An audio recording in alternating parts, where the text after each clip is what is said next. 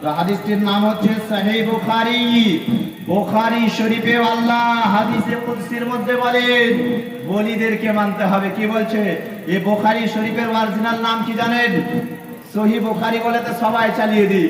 এর অরিজিনাল নাম আছে, একটি নাম আছে, এই নামটি আমরা অনেকে জানি না, বলে বুখারীতে আছে।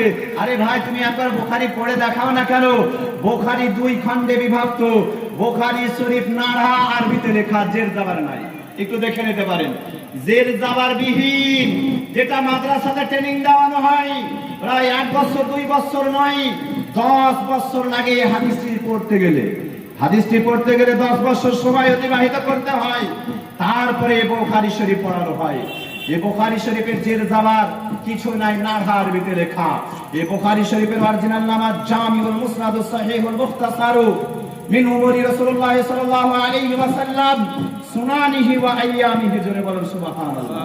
বুখারী শরীফের পুরো নাম কি? পুরো নাম হচ্ছে জামিউল মুসনাদু সহিহুল মুখতাসারু মিন উমুরি রাসূলুল্লাহ সাল্লাল্লাহু আলাইহি ওয়াসাল্লাম ওয়া সুনানিহি ওয়া আইয়ামিহি। বুখারী শরীফের পুরো নাম। যে বুখারী বুখারী করবে তাকে বলবেন, ভাই তুমি একবার বুখারী শরীফের পুরো নামটা বলো না, আর দাঁড়াবে না, পালিয়ে যাবে। ইনশাআল্লাহ হলো সুন্নাত ওয়াল জামাত।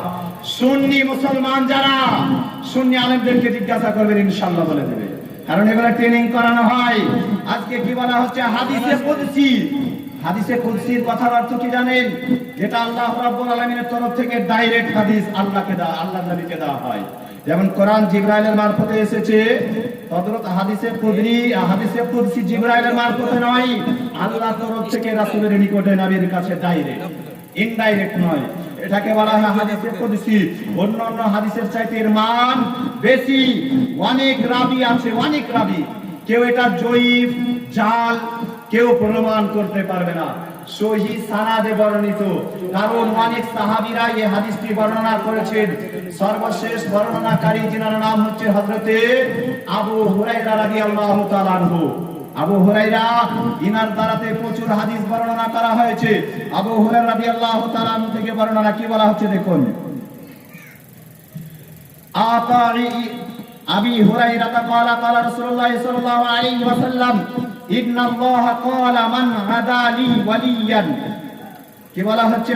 ইন্নাল্লাহা, নিশ্চয় আল্লাহ, ক্বালা, কে বলছেন? আল্লাহ বলেছেন। নবী হাদিসটি বর্ণনা করছেন, কিন্তু কে বলেছেন? স্বয়ং আল্লাহ বলেছেন। ইন্নাল্লাহা, বেশক আল্লাহ, ক্বালা, নবী এবার বর্ণনা করছেন, মান আদালি ওয়ালিয়ান। আল্লাহ বলছেন যে যারা আমার ওয়ালি, যারা আমার বন্ধু, যারা আমার দোস্ত, ফাকাদ আযামতুহু বিল হারবে। কি বলা আছে? মান আদালি, যারা আমার ওয়ালির সঙ্গে দুশমনি করলো। আল্লাহ বলছেন যারা আমার বন্ধুর সঙ্গে দুশমনি করলো, ফাকাদ আযামতুহু বিল হারব, তার জন্য আমি যুদ্ধ ঘোষণা করলাম। জোরে বলুন সুবহানাল্লাহ। ভাবেন, একটু চিন্তা করুন। আল্লাহ কি বলছে? যে আমার ওয়ালিদের যে দুশমনি করলো, যে আমার ওয়ালিদের সঙ্গে পাঙ্গা নিল, যে ওয়ালিদেরকে খারাপ করলো, যারা আমার বন্ধুর বিরুদ্ধে লাগলো, শুনে নাও, তোমাদের জন্য আমি যুদ্ধ ঘোষণা করলাম। এবার এখন আসুন, আল্লাহ যদি ওর বিরুদ্ধে যুদ্ধ ঘোষণা করে, আর পৃথিবীতে কেউ আছে দেখানো? আর পৃথিবীতে কেউ আছে আল্লাহর সঙ্গে পাঙ্গা নেওয়ার মতো? পৃথিবীর জমিনে কেউ জন্ম নিয়েছে? জন্ম নেয়নি, নিচ্ছে না, কিয়ামত পর্যন্ত নিবে না। নমরুদ চেষ্টা করেছিল আল্লাহর সঙ্গে যুদ্ধ করার, পেরেছিল? পারেনি। নমরুদ পারেনি, ফেরাউন পারেনি, বুখতে নাসার পারেনি। এই রকম ভাবে অনেক বাদশারা চেষ্টা করেছিল আল্লাহর সঙ্গে পাঙ্গা নেওয়ার, যুদ্ধ করার। পৃথিবীতে এরকম কোন মা সন্তানকে জন্ম দেয়নি যে আল্লাহ রাব্বুল আলামিনের সঙ্গে পাঙ্গা নিবে। কারণ আল্লাহ হচ্ছে কুল হুয়াল্লাহু আহাদ, আল্লাহ হচ্ছে রিয়াদ, আল্লাহকে, আল্লাহ হচ্ছে নিয়াত। আল্লাহর পিতা নাই, আল্লাহর মাতা নাই, আল্লাহর সন্তান নাই, আল্লাহর বিবি নাই, আল্লাহর বাচ্চা নাই। আল্লাহ হচ্ছেন নিরাকার, আল্লাহর কোনো আকার নাই, আকারবিহীন। আল্লাহ রাব্বুল আলামিনের জন্য কোনো স্থান নাই, না আরশে থাকেন না ফারশে থাকেন। আল্লাহ রাব্বুল আলামিন না জমিনে থাকেন না আসমানে থাকেন।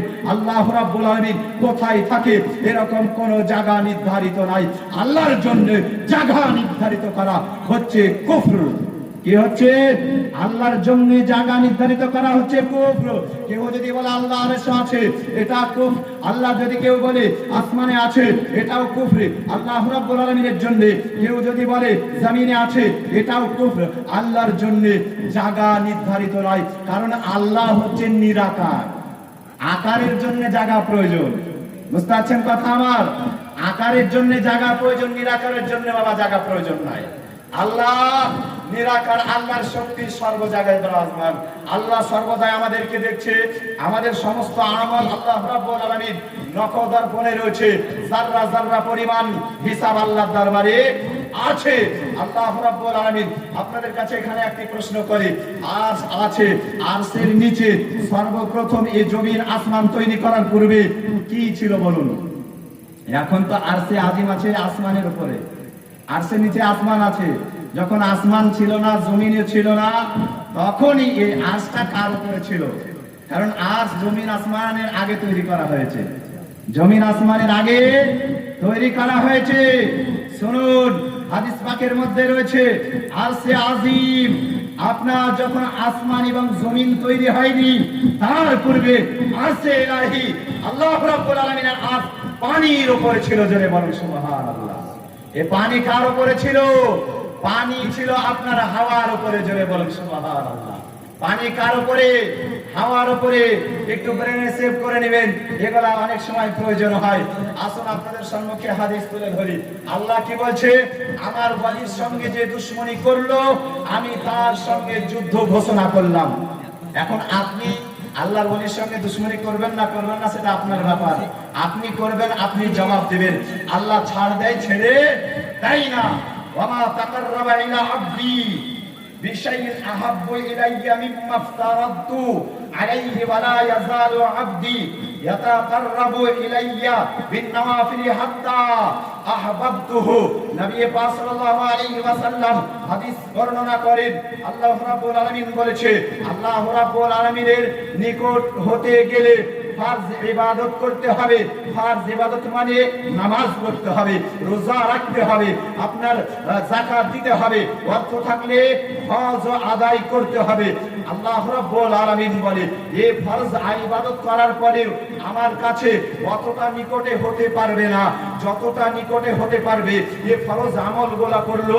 আর আমলগুলা করার পরে কি বলা হচ্ছে? ইয়াতাকাররাবু ইলা বিন-নওয়াফিল। যখন নফল ইবাদত বেশি বেশি করবে, ফরজ ইবাদতের পরে নফল ইবাদত যখন করবে, হাত্তা আহবাবতুহু, তখন সে ব্যক্তি আমার নিকটে অতি প্রিয় হয়ে যায়। জোরে বলুন সুবহানাল্লাহ। তখন আল্লাহ বলে অতি প্রিয় হয়ে যায়। আপনি ভাবছেন যে আমি ফরজ ইবাদত করলাম আর ফরজ ইবাদত করে আল্লাহকে খুশি করে নিলাম, না, আল্লাহ খুশি হবে না। আল্লাহ রাব্বুল আলামিনকে খুশি করতে গেলে আল্লাহ রাব্বুল আলামিনের ইবাদত ফরজ থেকে ফরজ কমপ্লিট করার পরে নফল ইবাদত করতে হবে। যে নফল ইবাদত করার পরে আল্লাহ রাব্বুল আলামিনের নৈকট্য হাসিল হওয়া যায়। নফল ইবাদতের মাধ্যমে মুমিন হওয়া যায়, নফল ইবাদতের মাধ্যমে মুত্তাকি হওয়া যায়, নফল ইবাদতের মাধ্যমে পরহেজগার হওয়া যায়, নফল ইবাদতের মাধ্যমে আল্লাহর ওলি হওয়া যায়। জোরে বলুন সুবহানাল্লাহ। নফল ইবাদত ছাড়া আল্লাহর ওলি হওয়া সম্ভব হবে না। আসুন তারপরে হাদিস পাকের মধ্যে কি বলছে দেখুন, কুনতু সামউহু সামআহু আল্লাযী ইয়াসমাউহু বিহি। আল্লাহ রাব্বুল আলামিন বলে, যখন আমার বন্ধু হয়ে যায়, যখন আমার দোস্ত হয়ে যায়, যখন আমার ওলি হয়ে যায়, এই ওলি যা কান দ্বারা শুনে, কি বলছে আল্লাহ রাব্বুল আলামিন? কি বলছে? বলে আল্লাহ রাব্বুল আলামিন বলছে যে আমার ওলি যে কান দ্বারা শুনে, সে শোনাটা আমি হয়ে যায়। কুনতু সামআহু, যা শুনে, আল্লাযী আসমাউ বিহি, সেটা আমার হয়ে যায়। যে কান দ্বারা ওলি শুনে, ওই কানটি কার হয়ে যায়? আল্লাহর হয়ে যায়, ওই মুখটা আমার হয়ে যায়। জোরে বলেন সুবহানাল্লাহ। আল্লাহ কি বলছে? বলি যে কথাটা মুখ দিয়ে বলে, ওই কথাটা যখন বলে ওর মুখটা আমার মুখ হয়ে যায়, ওর মুখ থাকে না, তখন কার মুখ হয়ে যায়? আল্লাহর মুখ হয়ে যায়। আল্লাহর মুখ দ্বারা বলে, কি বলা হচ্ছে? আদাউ, যখন সে হাত দিয়ে কোনো কর্ম করে, কি বলা হচ্ছে? আদাউল্লাতি যখন সে হাত দিয়ে কোন কর্ম করে, ওই হাতটি ওর হাত থাকে না, ওটা আমার হাত হয়ে যায়। যখন সে চলে, যে পা দ্বারা চলে, ওই পাটা ওর পা থাকে না, আল্লাযী ইয়ামশি বিহা, ওই পাটা আমার পা হয়ে যায়। জোরে বলুন সুবহানাল্লাহ। বুঝতে পারছেন? আমার কথা বুঝতে পারছেন? আল্লাহ রাব্বুল আলামিন কি বলছে? যে আমার হয়ে যায়, আমার হয়ে যাওয়াতে তার মুখের বলি আমার বলি হয়ে যায়, তার কানের শ্রবণ আমার শ্রবণ হয়ে যায়, তার হাতের কর্ম আমার কর্ম হয়ে যায়, তার পায়ের চলা আমার চলা হয়ে যায়। জোরে বলুন সুবহানাল্লাহ। এখন আসুন, আল্লাহর বলিদেরকে আল্লাহ কতটা ভালোবাসে। তার চলা বলা সবকিছু নিজের দ্বারাতে আর হয় না, সে আল্লাহর মাকবুল হয়ে যায়, আল্লাহর প্রিয় হয়ে যায়। তার চলা বলা সমস্ত কিছু আল্লাহর বানানে হয়ে যায়। এই তাফসীর কারক যারা হাদিস মুফাসসির, যারা হাদিস তাফসীর করেন, তিনারা বলেন আল্লাহ রাব্বুল আলামিন তার যে জবান দ্বারা বলা, মানে যেটা আল্লাহর হুকুম ছাড়া বলে না, আল্লাহর হুকুম ছাড়া শোনে না, আল্লাহর হুকুম ছাড়া হাত উঠায় না, আল্লাহর হুকুম ছাড়া পা উঠায় না, এটা আল্লাহর আপনার সিফাতি, আপনার হাকি, আপনার আল্লাহ রাব্বুল আলামিন হাত থেকে পবিত্র, মুখ থেকে পবিত্র, কান থেকে পবিত্র, পা থেকে পবিত্র। এটা আল্লাহর কুদরাতি কান, কুদরাতি মুখ, কুদরাতি হাত, কুদরাতি পা। জোরে বলুন সুবহানাল্লাহ। কারণ আল্লাহ তো নিরাকার। আল্লাহ কি? আল্লাহ নিরাকার। আসুন আরো হাদিসের মধ্যে কি বলা হচ্ছে? ইন সারালানি দাউতিয়ান্নাহু ওয়ালা ইনিস তাআযানি দাউইদান্নাহু। আল্লাহ রাব্বুল আলামিন কি বলে?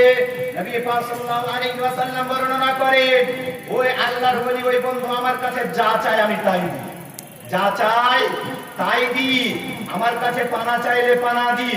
আল্লাহ রাব্বুল আলামিনের ওয়ালিগণ, বন্ধুগণ, আল্লাহ রাব্বুল আলামিনের নিকটে যেটা চাই সেটা আল্লাহ কবুল করে নাই, সেটা আল্লাহর দরবারে গ্রহণযোগ্য হয়ে যায়। এখন আসুন, এই হাদিস দ্বারা এটা কোনো জাল জুয়ারি নয়। কেউ যদি ভুল বা জাল প্রমাণ করতে চাও, এখনই আসতে পারো, প্রস্তুত আছি। কোন মায়ের লাল এই আসমানের নিচে জমিনের উপরে কোন মায়ের লাল আজ পর্যন্ত জন্ম হয়নি, এই হাদিসগুলো জাল প্রমাণ করবে। কারণ হাদিসে কুদসি আল্লাহ বলেছে, নবী এই হাদিস বর্ণনা করেছেন, ওলিদের সঙ্গে তুমি পাঙ্গা নিবে, শোনো আল্লাহ রাব্বুল আলামিন তোমার সঙ্গে যুদ্ধ ঘোষণা করেছে।